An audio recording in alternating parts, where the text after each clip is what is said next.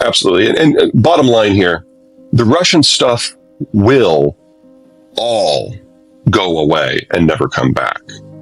That's cooked in now. The Russian technological base is weak. Their workforce was hollowed out before they started throwing hundreds of thousands of people at this conflict. They're incapable of maintaining their own system, especially when it comes to energy and petrochemicals and mining. A lot of the growth we have seen around the world since 1992 has been about the inclusion of places that didn't participate in the first wave of globalization into the system. That's Brazil, that's China, that's Russia. If you go back to 1992, there was only one product where Russia was a top 3 producer, and that was oil. Now they're a top 3 producer of over 20 different materials that we all use every day. Without the Russians participating eagerly, this will all go away. The question is whether it's this month, this year, this decade. So we all need to prepare for that one way or another. Yeah, I mean, food and energy we've talked about, lumber is in there, palladium, let's say you want semiconductors, palladium and neon, integral parts of any semiconductor fab facility, it's half the global total. So there's just a lot of things we're going to have to figure out how to do differently or how to do regionally if we still want the things we've become used to. Roughly 1 million. So Russia has 8 million men in their 20s. About 1 million are now committed to the war, and about another 1 million have left. If Putin is not in power, someone very much like him will be. There was a coup in the Soviet period back in 1982. And at that point, the KGB took over, and that was Chernomyrdin and Andropov and Gorbachev.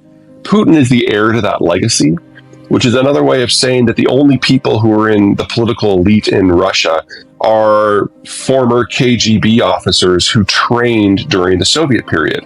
Well, that means they're all in their late 50s or older, and there's only about 130 of them. And they all see the world the same way, and Putin has been able to purge that group over the last 22 years in order to make sure that there are no challengers to the throne.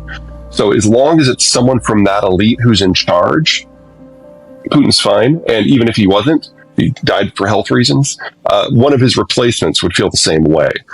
The only way we should expect a political shift is in Russia is if the military defeat is so catastrophic that you get a revolution. That is traditionally how you see political change in the former Soviet world. And we're just not there yet. Yeah, the people who make decisions based on economic rationale in Russia have already left. There's 2 weak spots here. The first one is on the input side, specifically raw material. So the Russians have one mine that produces 40% of global palladium. There's palladium in every semiconductor. And there is a 2-country supply chain system to produce neon, which is used to focus the apertures of the etching lasers. And for that, the first stage is in Russia, and the second stage was in Ukraine in Mariupol, and that's now gone. So that's conservatively half of global neon is gone.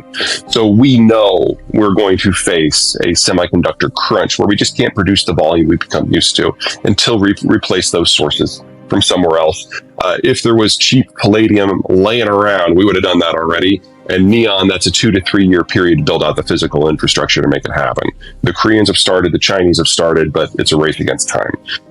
So that's problem 1. Problem 2 is that there's not just one kind of semiconductor, so it gets kind of hairy really quickly. But let's start on the high end, because that's what everybody is concerned about. There are over 6,000 firms globally that are involved in semiconductor fab facilities for the 10 nanometer and better chips. 5,000 of them are involved with a company called ASML, which is a Dutch firm that does the lithography. Most of those 5,000 firms have no global competition. They're highly specialized. They do one thing for ASML, and most of them only have ASML as a customer. Now, these firms exist in China and Japan and South Korea and Taiwan and the United States and Canada, Mexico, and above all, Germany. See where I'm going here? You miss a few of those pieces, and ASML in its current form cannot function. Now, I am a huge fan of ASML. I think it is the world's best company. Whether it's quality control, managing their supply chain, the technical innovation, the corporate secrecy. Oh my God, they're so good at that. But they are the only company on the planet that makes the lithography machines, which are the most sophisticated machines humans build. for every single one of the fabs that produces the 10 nanometer and better chips. So one piece of that constellation falls out and the whole thing stops. So we don't need a war over Taiwan for this to break down. We need to rebuild the ecosystem in a more sustainable way. And since there are so many pieces to that, this is a multi-year process. So we should count on losing the leading edge chips on a global basis. On the low end, 90 nanometer and worse, the analog chips, the Internet of Things chips, that is 70, 80% within the Chinese system. We should count on losing those too. Now, everything in the middle, the 90 to the 10, like the workhorse chips, most of what we need to do the things that we consider necessary, whether it's aerospace, computers that are not servers, that system is more redundant. That system has more players that have more backup, and there's more competition across the space. I actually think that general area will be fine. But if you want to do Internet of Things, if you want to do electric vehicles, if you want to do automated driving or AI, that we need to write off for a few years. And that is going to be very difficult to build back at scale. Right. But in the worst case scenario, and I don't get to say good news very often, so please take this to heart. Most of the functionality that we have now in our vehicles, in our automation systems, in our aerospace, and our computing, most of that is not as good as the 10 nanometer chips. So some of the newer phones are 10 nanometer or better, but most of them are 10 nanometer or worse. So we might have to take a bit of a breather, but most of what we have now will continue to work. It's just that the pace of improvement is going to slow considerably. It's not just that 90% of the good chips are made in Taiwan. It's that the constellation of forces that allow them to be made in the first place, that is what's in danger. So, and that is true no matter what happens? Yes, because it doesn't matter where the break is. ASML is too distributed in the production system, and they have no backups internally, and there is no backup in the market.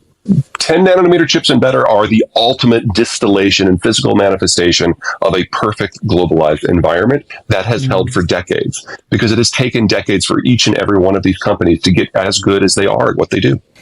I don't think the environment that gave us globalization for these last 50 years, 70 years is redoable. We don't have the population structure on a global basis to make it work anyway. Everybody's kind of aged out. And you can't have global trade without global consumption. And now the demographics of Italy and Germany and Russia and China and Korea, they're all terminal. So the basis has never been there. We were always going to get here. We just now have political military issues that are kind of bringing our use by date forward.